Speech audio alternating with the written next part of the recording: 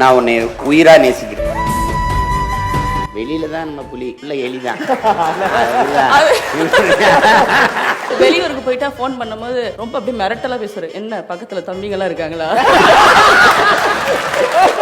வீட்டுக்கு திரும்ப வரும்போதே வேற மாதிரி மாறிடுவாரு. ஒரு வீடை கட்டுவதற்கு 100 பேர் தேவை, அது வீடாகிறதுக்கு ஒரு பெண்ணு தேவை.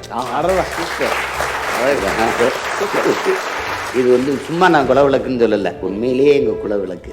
அந்த பெருமையை நாங்களும் கொண்டாடணும். அதனால அந்த ஐ லவ் யூ இப்ப நாங்க லைவா பூ கொடுத்து பார்க்க போறோம். நான் உன்னை உயிரா நேசிக்கிறேன்.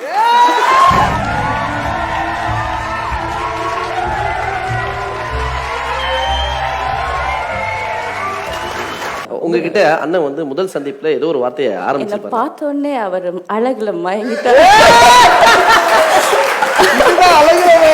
அவர் வந்து பார்த்தோடனே ஒண்ணுமே சொல்ல, அண்ணே அண்ணே அப்படின்ட்டு அவரு உட்காருங்க அப்படின்ட்டு ஒண்ணு என்ன பார்த்தே பேசல. வாங்க போலாம் அப்படின்ட்டு கட்சி அலுவலகத்துக்கு கூட்டு போயிட்டாரு. அங்க கட்சி கூட்டம் நடந்தது. நான் உட்காந்து பார்த்துட்டே இருந்தேன். அப்புறம் கூப்பிட்டு போய் சிறப்பா குடல் குழம்பு போட்டு சாப்பாடு போட்டாரு. அப்புறம் நாளைக்கு வந்துருங்க அப்படின்னு சொல்லி என்னை அனுப்பி விட்டாரு. அதோட நான் கொஞ்ச நாள் பேசாம இருந்தேன். அதுக்கப்புறம் திரும்ப எங்களுக்குள்ள தொடர்பு ஏற்பட்டு அப்படியே அது ஒரு காதலா மலர்ந்து. நீங்க கேட்காத கேள்வி, ஆனா நான் சொல்லிட்டேன். அந்த லவ்வுக்குள்ள இன்னும் கொஞ்சம் வாங்க. தொலைக்காட்சியில வந்து நகை எல்லாம் விளம்பரம் அதை அப்படியே நிறுத்தி கட்டுவாங்க. பாஸ் பண்ணிடுங்க. சும்மா காட்டுறேன்.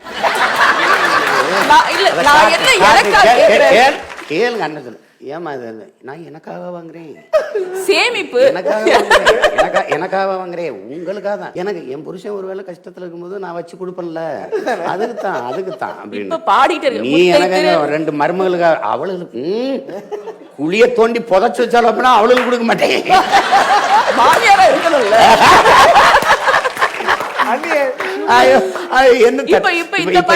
தீபாவளி நேரத்துல நிறைய போடுறாங்க. இது நல்லா இருக்கு, சும்மா காட்டுறேன்.